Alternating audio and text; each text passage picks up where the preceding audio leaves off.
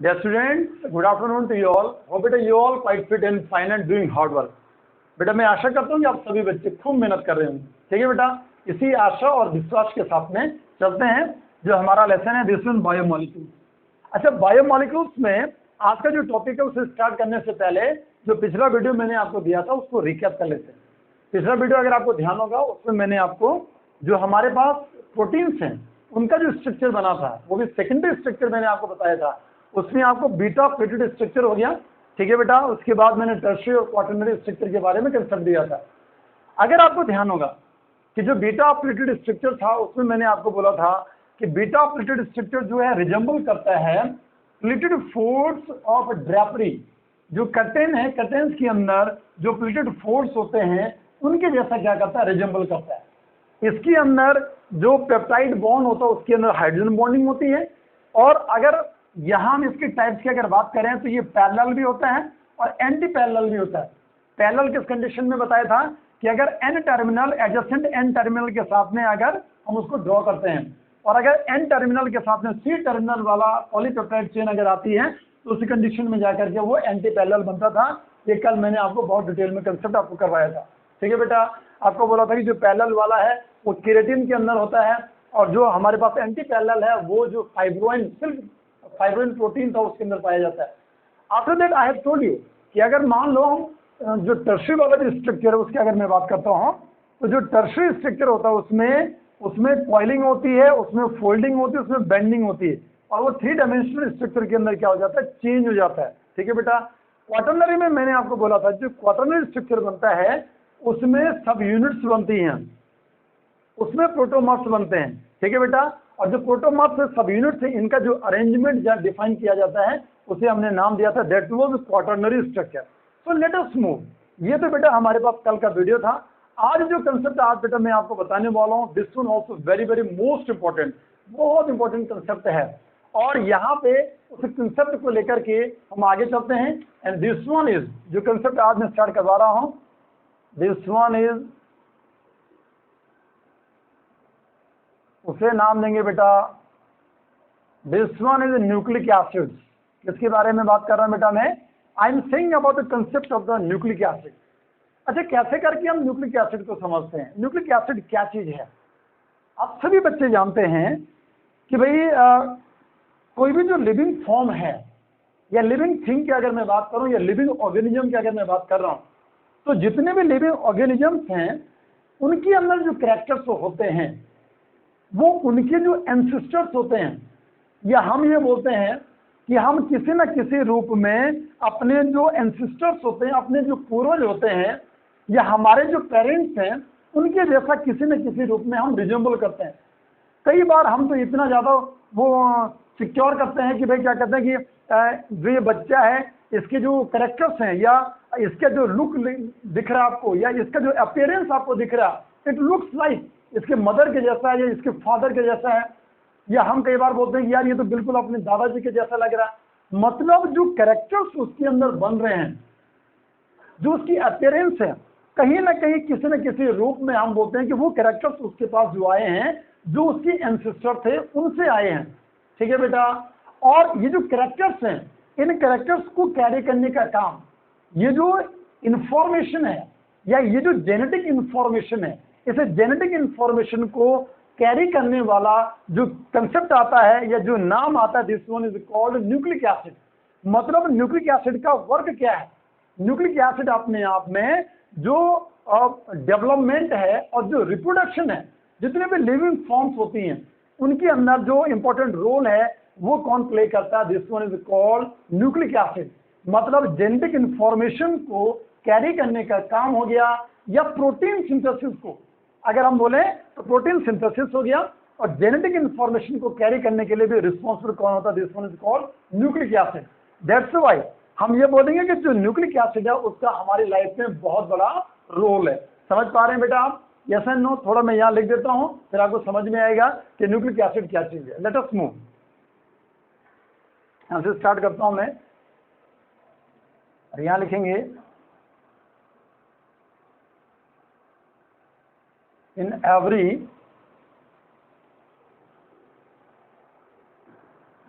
generation each and every species resembles to their ancestors. ठीक है बेटा, या ancestors in many ways. ठीक है बेटा, आगे लिखेंगे the nucleus of living cells are या is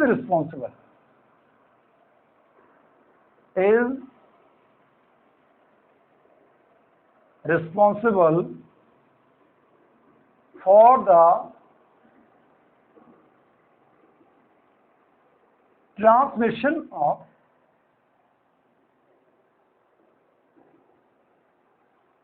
hereditary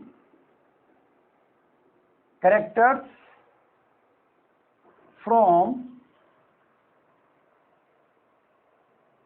one generation to another generation. ठीक है बेटा, आगे लिखेंगे the particles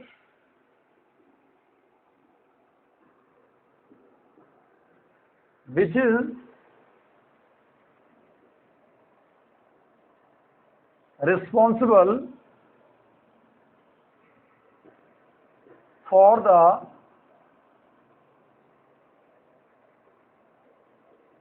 transmission of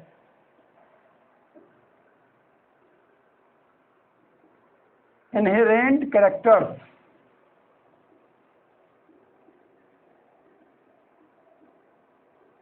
which are present in the nucleus of living cell are called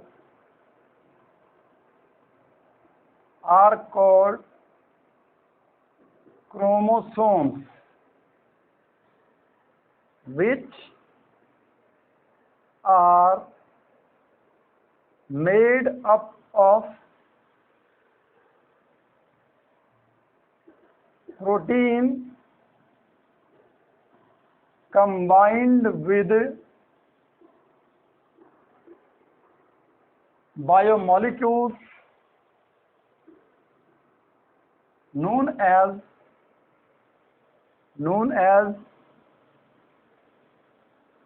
nucleic acid. ठीक है बेटा, आगे लिखूंगा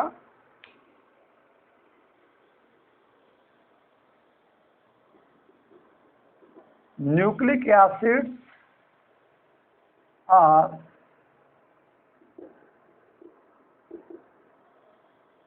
biologically important polymers which are present in the all living cells. ठीक है बेटा, और लिखेंगे they play an important role in the development and reproduction of all forms of life. या आगे लिखेंगे they direct the synthesis of proteins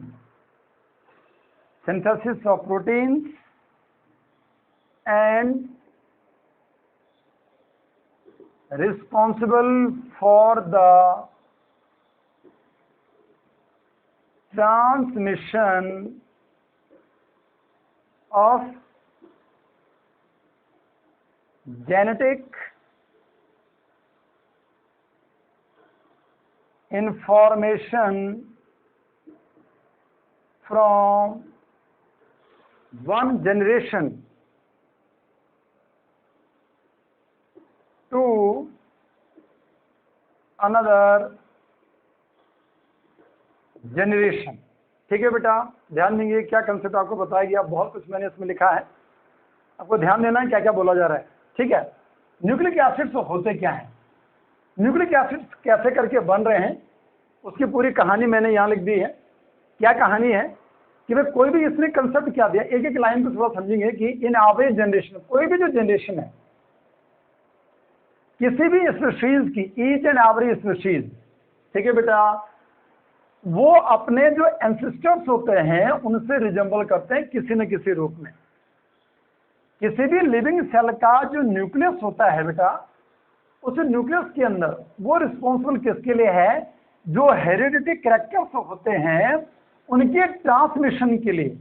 heredity characters को क्या करना है, ट्रांसमिट करना है from one generation to another generation, वो मैंने यहाँ पे लिख दिया। ठीक है, और जो न्यूक्लियस है, लिविंग सेल का जो न्यूक्लियस है उसके अंदर जो पार्टिकल्स पाया जाता है, एंड विच इज रिस्पॉन्सिबल, वो जो पार्टिकल रिस्पॉन्सिबल है उसे इनहेरेंट कैरेक्टर्स को ट्रांसमिट करने के लिए, वो जो पार्टिकल रिस्पॉन्सिबल है, दिस वन इज कॉल्ड, उसे नाम दिया जाता है, this one is called chromosome. ध्यान से सुनेंगे बेटा, क्या नाम दिया, क्रोमोसोम, आपने उसे नाम दे दिया।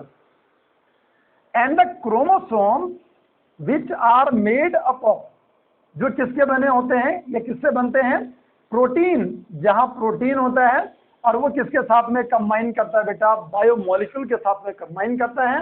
एंड विच वन इज, जो बायोमोलिक्यूल के साथ में कंबाइन करके बनाता है, this one is called nucleic acid. What the concept बेटा, यहां से न्यूक्लिक एसिड का जनरेशन हो गया, this one nucleic acid.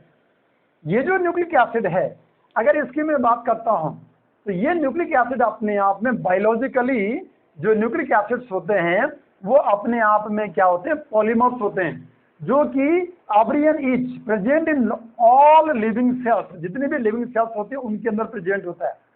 They play important role in the development and reproduction of all forms of life. जितनी भी लाइफ की जो भी फॉर्म्स होती हैं, इनका डेवलपमेंट, इनका जो रिप्रोडक्शन है, उसके लिए कौन इंपॉर्टेंट होता है, this one is nucleic acid.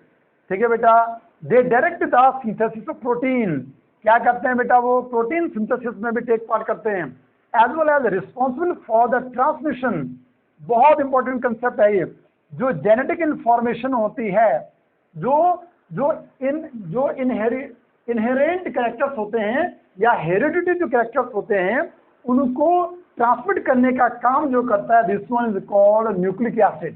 ठीक है बेटा, एक जनरेशन से लेकर के, मतलब पेरेंट्स से लेकर के उनकी जो ऑफस्प्रिंग होती है, या जिसे आप क्या नाम देते हैं बायोलॉजिकली या बायो में आप होते हैं F1 जनरेशन, जो F1 जनरेशन उनकी बनती है, जो पेरेंट्स है वहां से उनकी जो F1 जनरेशन बनती है, उनके अंदर जो कैरेक्टर्स आ रहे हैं, उस कैरेक्टर्स को कैरी करने का काम किसने किया बेटा, न्यूक्लिक एसिड ने।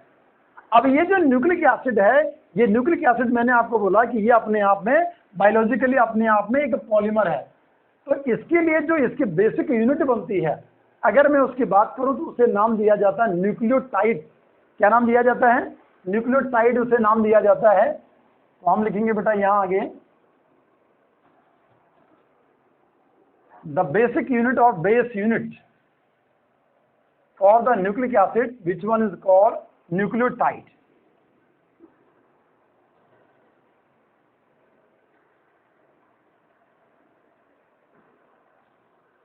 ध्यान से सुनेंगे बेटा,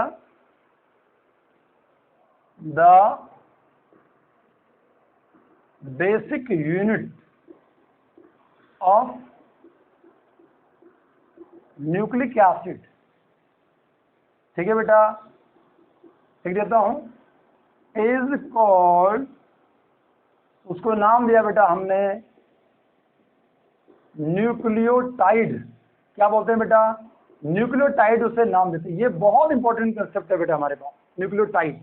ठीक है बेटा, और ये जो न्यूक्लियोटाइड हैं बहुत सारे आपस में जुड़ते हैं और ये मिल करके क्या बनाते हैं, पॉलीन्यूक्लियोटाइड का फॉर्मेशन करते हैं। क्या बनाते हैं, पॉलीन्यूक्लियोटाइड बनाते हैं।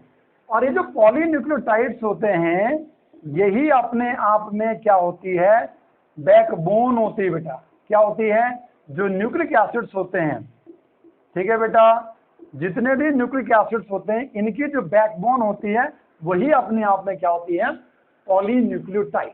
बहुत क्लियर है बेटा, क्या यहाँ तक समझ में आ गया? मतलब न्यूक्लिक एसिड्स जो बनते हैं वो किससे बनते हैं, nucleic acids are formed by the nucleotide. ये न्यूक्लियोटाइड से मिलकर बनता है। न्यूक्लियोटाइड्स जब आपस में जुड़ते हैं तो ये पॉलीन्यूक्लियोटाइड्स बनाते हैं, और वही जो पॉलीन्यूक्लियोटाइड होती है वो एक न्यूक्लिक एसिड की क्या होती है, बैकबोन होती है। बहुत क्लियरली आपको समझ में आ गया? अगर मैं आपको बोलूं कि न्यूक्लिक एसिड के टाइप अगर मैं बोलूं तो टाइप्स की अगर मैं बात करूं बेटा, छोटी क्लासेस से हम पढ़ते आते हैं कि हमारे पास जो न्यूक्लिक एसिड्स हैं इसकी 2 टाइप्स हैं।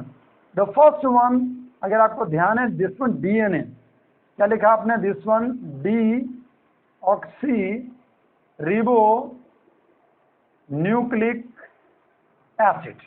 ठीक है बेटा, yes and no. Now the second one, जिसे आपने आरएनए लिख दिया। ठीक है बेटा, डीएनए हो गया, आरएनए हो गया।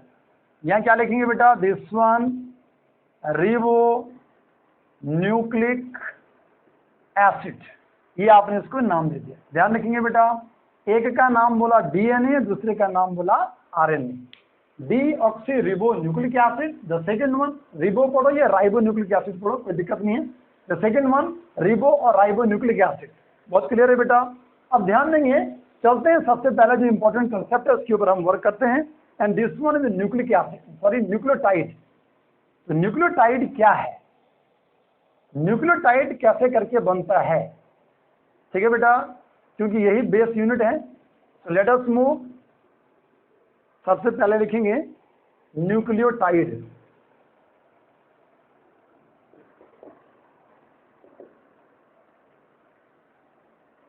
न्यूक्लियोटाइड की अगर बात करें, यहां लिखेंगे it consist following 3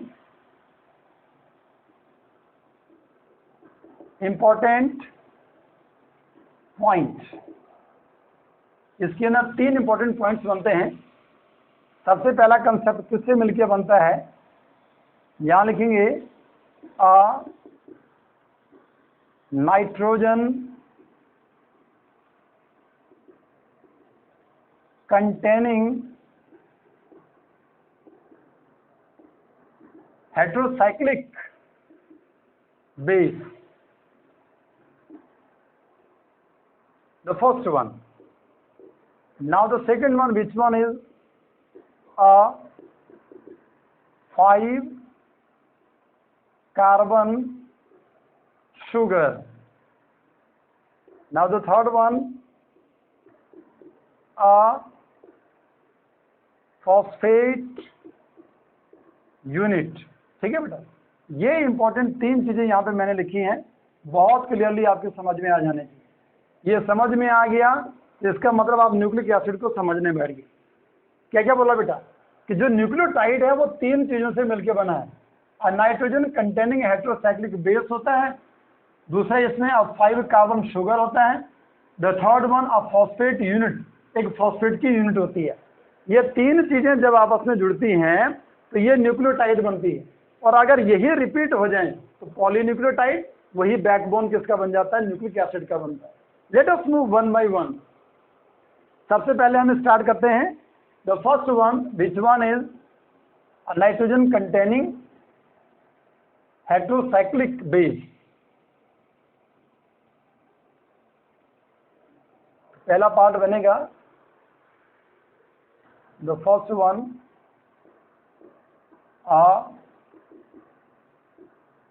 nitrogen containing heterocyclic base। पहला पार्ट ये बना बेटा। इसकी अगर मैं आपको बात करूं तो इसके अंदर यहां लिखेंगे it consist two important part, इसके दो पार्ट हैं, ठीक है बेटा। यहां आता है द फर्स्ट वन, उसे नाम देते हैं प्यूरिन्स, और ये जो प्यूरिन्स बनता है इसके अंदर बनता है बेटा द फर्स्ट वन एडिनिन, और जो सेकंड बनता है उसका नाम है guanine. Adenine capital A, guanine को कैपिटल जी से डिनोट करती है, ठीक है बेटा। नाउ द सेकंड वन, दूसरा जो पार्ट बनता है उसे बोला जाता है पिरिमिडिन्स, और ये जो पिरिमिडिन्स बनता है इसके अंदर तीन पार्ट बनते हैं बेटा। The first one thymine, second one uracil, and the third one cytosine. C capital U और कैपिटल टी से हमने क्या कर दिया, इनको डिनोट कर दिया, ठीक है बेटा। ध्यान देंगे क्या क्या बोला गया कि जो नाइट्रोजन कंटेनिंग हेटेरोसाइक्लिक बेस होता है उसके अंदर दो इंपॉर्टेंट पार्ट बनते हैं। पहले वाले को नाम दिया, देखो नाइट्रोजन है इनके अंदर और ये बेस है, ठीक है। The first one purines, the second one pyrimidines, मतलब प्यूरिन्स और पिरिमिडिन मिलकर के क्या बनाते हैं, नाइट्रोजन कंटेनिंग हेटेरोसाइक्लिक बेस बनाते हैं। बहुत क्लियर है बेटा, यस एंड नो। अब अगर मान लो मैं यहाँ पे, यहाँ अगर मैं लिख दूं बेटा सबसे पहले लाइक दिस वन, यहाँ मैं लिखता हूँ, थोड़ा और ऊपर लिख देंगे, यहाँ मैंने लिखा प्यूरिन। तो प्यूरिन्स में, प्यूरिन की अगर मैं बात करूं तो इसे मैं ड्रॉ करता हूं लाइक दिस वन।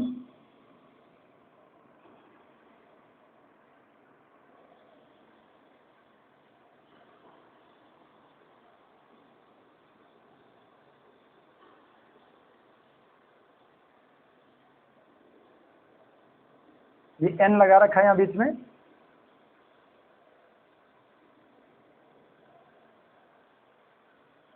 ठीक है बेटा।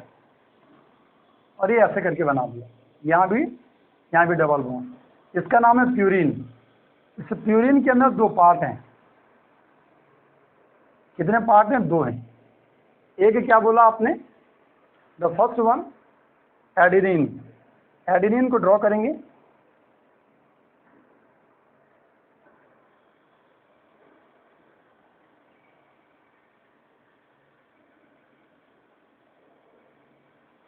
यहाँ एन लगा दिया, डबल बॉन्ड, डबल बॉन्ड, ये एन हो गया, डबल बॉन्ड, ये एन हो गया, ये NH2 बन गया, यहाँ डबल बॉन्ड। दिस वन, ये जो बना बेटा दिस वन एडिनिन,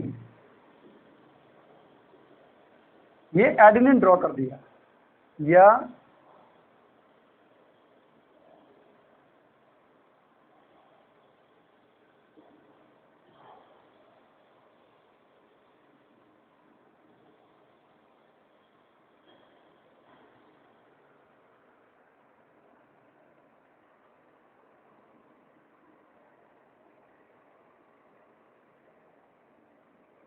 ये ऐसे बना देंगे, ये ऐसे बना दिया बेटा, डबल बॉन्ड, ये डबल बॉन्ड, ये डबल बॉन्ड। इसका नाम होगा बेटा this one guanine. Capital A, capital G से हमने क्या करते इसे डिनोट कर दिया। दूसरा पार्ट इसके अंदर बनता है this one is pyrimidines.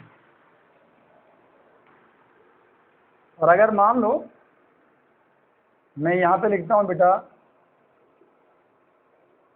Pyrimidine को अगर ड्रॉ करते हैं तो पिरिमिडीन को हमने ड्रॉ किया लाइक दिस वन, ऐसे ड्रॉ कर दिया। नाइट्रोजन, यहाँ नाइट्रोजन, और ये ऐसे करके ड्रॉ कर दिया। दिस वन पेरिमिडीन, इसके अंदर 1 1 2 1 3 इन पार्ट हैं।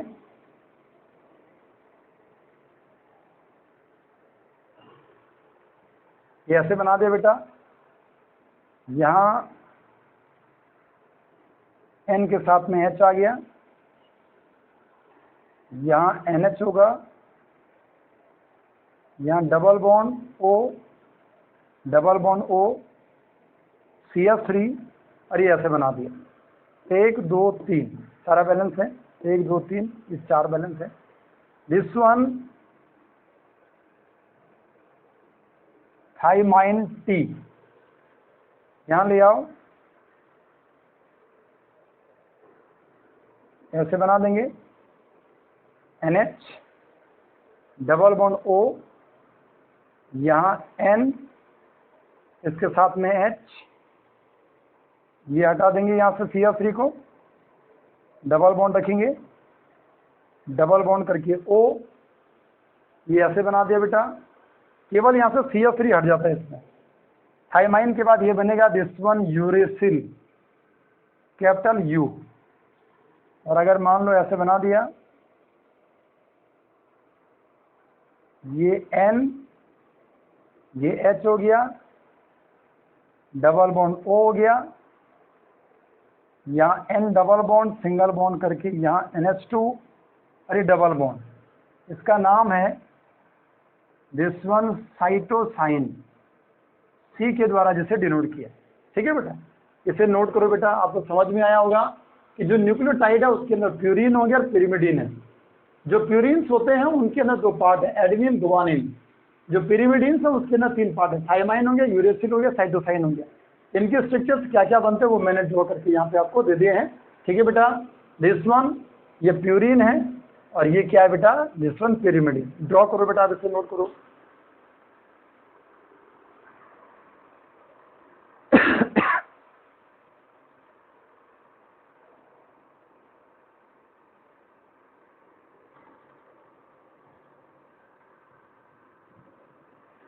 ठीक है बेटा, तो अब चलते हैं बेटा हम इसके बाद दूसरी वाला जो पार्ट बनता है उसके ऊपर वर्क करते हैं।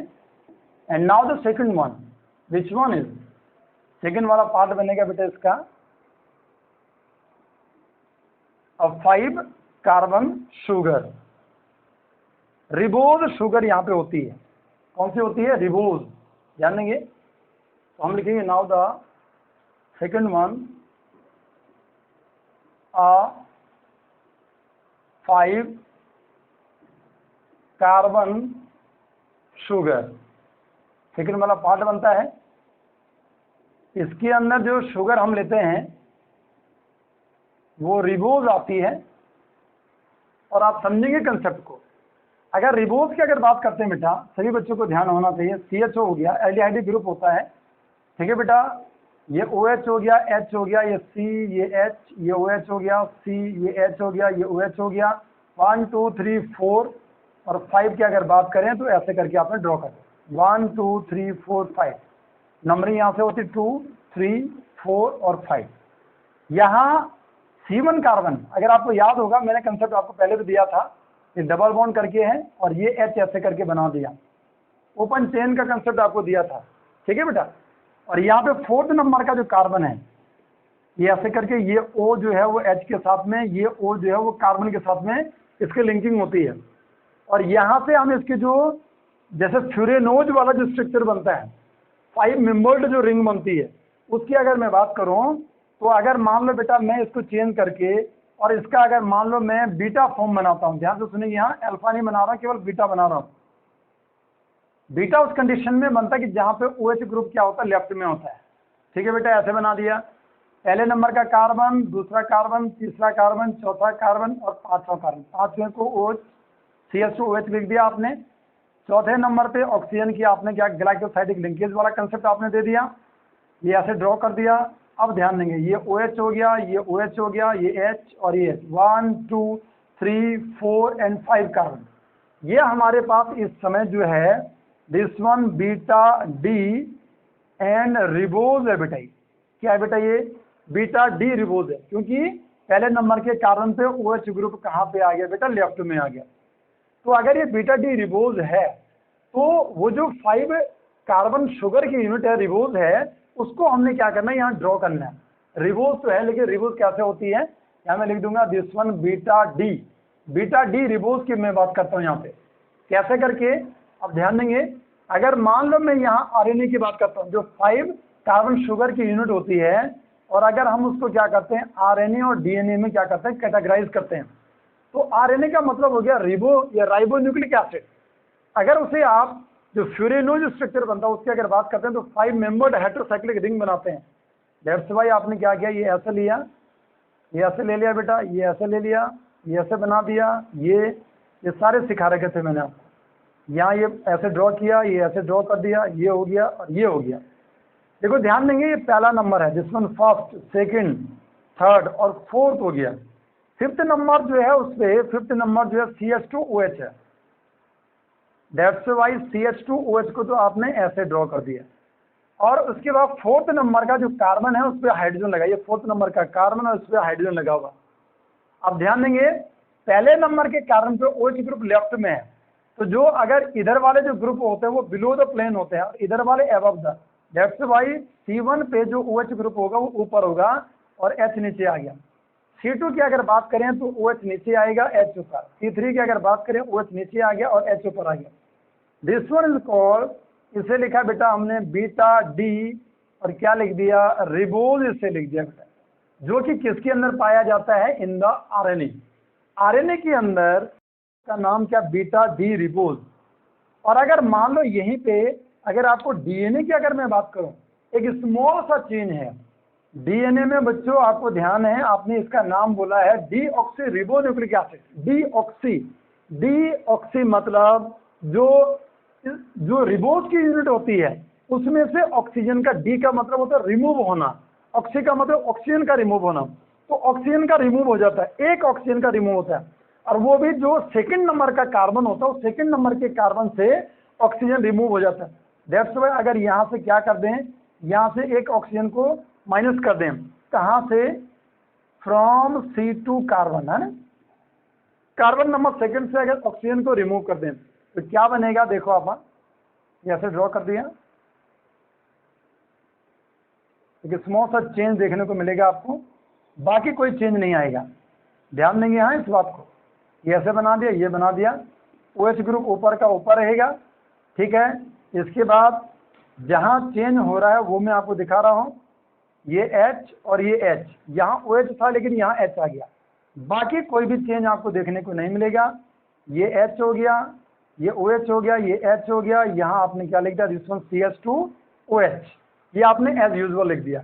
और इसका नाम क्या लिखेंगे? अभी भी ये बीटा है, दिस वन 1 2 3 4 एंड 5, इसे लिखेंगे दिस वन बीटा डी, और ये 2 हो गया, और फिर लिख देंगे बेटा this one deoxy ribose nucleic acid नहीं लिखेंगे केवल, पहले क्या लिख देंगे? क्योंकि शुगर की बात कर रहे हैं तो क्या लिख दिया? Beta D2 deoxy ribose. ये ऐसे करके आपने इसे नाम दे दिया, क्योंकि सेकंड नंबर के कार्बन से जो ऑक्सीजन है वो ऑक्सीजन क्या हो गया है? रिमूव हो गया। अगर ऑक्सीजन रिमूव हुआ तभी तो इसके आगे हमने क्या लिखा? DE, डीऑक्सी मतलब ऑक्सीजन का रिमूवल। तो ये था बेटा हमारे पास जो न्यूक्लियोटाइड होते हैं उसके अंदर का जो सेकंड वाला पार्ट बना 5 कार्बन शुगर। ठीक है बेटा, ड्रॉ करो, आप इसे नोट करो, हो गया बेटा, ठीक है। अब चलते हैं, थर्ड वाला जो पार्ट है वो मैं लिख देता हूँ। थर्ड, जिसमें नथिंग, छोटा सा कंसेप्ट यहाँ पे आता है, और जो थर्ड वाला पार्ट है उसको लिखेंगे now the third one phosphate unit. और जो फॉस्फेट यूनिट है उसको मैं ड्रॉ करता हूँ like this one P। Phosphorus के टोटल नंबर में 5 बॉन्ड्स बनते हैं, ठीक है बेटा। तो ध्यान देंगे, ये ऐसे करके हमने ड्रॉ कर दिया, ये ऐसे बना दिया और ये ऐसे बना दिया। ये फॉस्फेट की क्या बनेगी बेटा? यूनिट। मतलब फॉस्फेट को अगर आप लिख रहे हैं तो क्या लिख रहे हैं? PO4 हो गया और 3 फॉस्फेट की यूनिट बनी। तो वही मैंने यहाँ पे ड्रॉ कर रखा है। ये फॉस्फेट की जो यूनिट है ये फॉस्फेट की यूनिट भी इसके अंदर क्या होती है, इंक्लूडेड होती है। दैट्स वाई जो न्यूक्लियोटाइड है, अगर आपसे ये पूछा जाए कि भाई जो न्यूक्लियोटाइड हैं अगर उनको आपने ड्रॉ करना है, तो जो न्यूक्लियोटाइड हैं उसके अंदर 3 चीजें हैं। सबसे पहले क्या लिखेंगे बेटा हम, द फर्स्ट वन, यहाँ लिखेंगे बेटा बेस लिखेंगे, ठीक है। बेस के बाद क्या लिखेंगे बेटा, शुगर की यूनिट, और शुगर की यूनिट के बाद क्या लिखेंगे, this one is called phosphate. अगर हमें इतना ध्यान हो गया तो हमने मिल करके क्या बना दिया बेटा, न्यूक्लियोटाइड का फॉर्मेशन कर दिया। और यही जो न्यूक्लियोटाइड है जब पॉलीन्यूक्लियोटाइड में जाएगा तो पॉलीन्यूक्लियोटाइड में जाने के बाद ये न्यूक्लिक एसिड की बैकबोन के जैसा क्या करेगा, बिहेव करेगा। आशा करता हूं बेटा आज जो वीडियो मैंने आपको बताया है, जो चीजें मैंने आज न्यूक्लिक एसिड के ऊपर जो कंसेप्ट आपको दिया, आशा करता हूँ बहुत मजेदार ढंग से आपको समझ में आया होगा, कहीं आपको कोई दिक्कत नहीं आई होगी। ठीक है बेटा, थैंक्स बेटा एंड गॉड ब्लेस यू।